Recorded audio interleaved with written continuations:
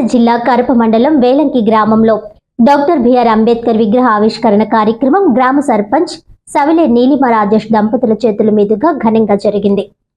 మెర్లాస్ జిల్లా పరిషత్ high school ప్రాంగణంలో ఏర్పాటు చేసిన విగ్రహాన్ని డాక్టర్ కాకర రామ్ స్వరూప్ జవహర్, డాక్టర్ రామ్ సులోచన దంపతులు ఆవిష్కరించారు. ముందుగా బౌద్ధ ఉపాసక గిడ్ల వీరప్రసాద్ బుద్ధ వందన్ నిర్వహించారు. ఈ సందర్భంగా వారు మాట్లాడుతూ అణగారిన బడుగు వర్గాల జీవితాల్లో వెలుగులు నింపి సమానత్వ బాటలో నడిపిన మహానాయకుడు డాక్టర్ బాబాసాహెబ్ అంబేద్కర్ అని కొనియాడారు. ఆయన రచించిన రాజ్యాంగం ద్వారానే వెనుకబడిన వర్గాలకు సమాజంలో గుర్తింపు లభించిందని అన్నారు. ఈ కార్యక్రమంలో పలువురు అధికారులు, ఉపాధ్యాయులు, అంబేద్కర్ యువజన సంఘం సభ్యులు, గ్రామస్తులు పాల్గొన్నారు.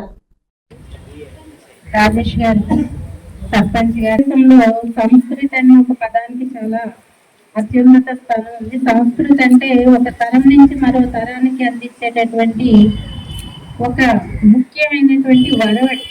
ఏదైతే గతం నుంచి మనం నేర్చుకున్నామో అది తర్వాత తరానికి అందించడాన్ని సంస్కృతి అని చెప్పి మనం చెప్పుకుంటాం. ఇది ఒక మంచి సంస్కృతి. ఏంటి అంటే భారతదేశానికి ఎవరైతే ఈ స్థాయిని కల్పించారో అటువంటి వ్యక్తుల గురించి తర్వాత జనరేషన్కి, విద్యార్థులకి స్ఫూర్తిని ఇవ్వడంలో ఈ విగ్రహాలు ఇక్కడ వాళ్ళకి ప్రతిరోజు మార్గనిర్దేశం చేస్తాయని నేను భావిస్తున్నాను. అందరికీ కూడా నా హృదయపూర్వక జైలు నమోబుద్ధాయ నమస్కారం. అంబేద్కర్ గురించి చెప్పాలి అంటే ముఖ్యంగా మనం విద్యని ఎంతో వినయంగా చదవాలన్న విషయాన్ని అంబేద్కర్ గారి గురించి మనం తెలుసుకున్నాం. ఆయన క్లాస్ రూమ్లోకి రంపించకపోయినా క్లాస్ రూమ్ బయట కూర్చొని మన ఇన్ఛార్జ్ ప్రిన్సిపల్ గారు చెప్పినట్టుగా కొలంబియా యూనివర్సిటీ అలాగే లండన్ స్కూల్ ఆఫ్ ఎకనామిక్స్లో డబుల్ స్పెషలైజేషన్, డబుల్ పిహెచ్డీస్ చేసిన ఆసియాలో ఫస్ట్ వ్యక్తి అంబేద్కర్ గారు. సో ఆయన దగ్గర మనం తెలుసుకోవాల్సిందంటే విద్య. సో ఏ విద్య అయినా సరే, మీరు టీచర్ అవ్వచ్చు, లేకపోతే లెక్చరర్ అవ్వచ్చు, లేకపోతే ఇంజనీర్ అవ్వచ్చు, లేకపోతే ఇంకొక వృత్తిలో ఉండొచ్చు. ఆ వృత్తిలో నైపుణ్యాన్ని, మ్యాక్సిమం నైపుణ్యాన్ని సంపాదించుకోవడానికి అంబేద్కర్ మనం ఒక స్ఫూర్తిగా తీసుకోవాలి. రెండవ విషయం ఏంటంటే అంబేద్కర్ విషయంలో మనం తెలుసుకోవాల్సింది టైం మేనేజ్మెంట్. చాలా మంది 99% ఆఫ్ ద పీపుల్ టైంని చాలా వేస్ట్ చేస్తూ ఉంటారు.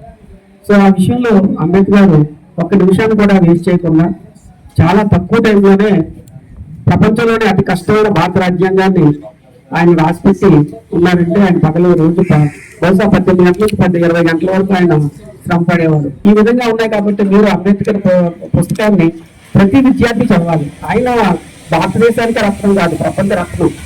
ఆయన గురించి ఎంత తెలుసుకుంటే మనం ఎంత చిన్నవాళ్ళం అనేది తెలుస్తుంది. బ్రతికుండగా ఎక్కువ తిట్లు తిన్నాడు.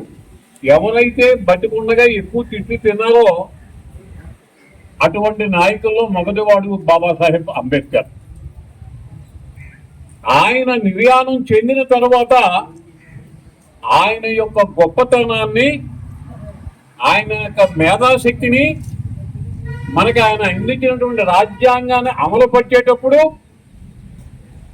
ఆ అనుభవం ఒక్కొక్కరికి అర్థమయ్యి దేశవ్యాప్తంగా అంతులేని అభిమానులు సంపాదించుకొని అప్పుడు ఆయన తిన్న తిట్లకి 1000 రెట్లు మరి పురస్కారాలు పొందినటువంటి వ్యక్తి బాబాసాహెబ్ అంబేద్కర్. మీరు ఏ పూలకు వెళ్ళండి, ఎక్కడికి వెళ్ళండి, దేశంలో సువిశాల భారతదేశంలో అంబేద్కర్ విగ్రహం లేని సందు లేదు, బొందు లేదు. ఎక్కడైతే కోట్ల విగ్రహాలు కట్టాలనుకుంది మాయావతి గారు, 9 కోట్ల విగ్రహాలు ఉత్తరప్రదేశ్ లో స్థాపించాలనుకుందామని, ఆవిడ యొక్క కోరిక పూర్తిగా నెరవేరలేదు. కానీ ఈనాటికి అంబేద్కర్ యొక్క విగ్రహాలు పుంఖాను పుంఖాలుగా నెలకొల్పబడుతూనే ఉన్నాయి. రూపంలో అందించినటువంటి రాజ్యాంగ శిల్పి ఆయన. అందుకునే ప్రభుత్వం మరి పంచతీర్థ అనేటువంటి 5 చోట్ల, ఒకటి ఆయన పుట్టిన గ్రామం మో, 2 ఆయన లండన్ లో అద్దెకున్నటువంటి హౌస్, లండన్ హౌస్, 3 ఆయన నాగపూర్ లో ఎక్కడైతే దీక్ష చేశాడో ఆ దీక్షా భూమి, 3 నాగపూర్, 4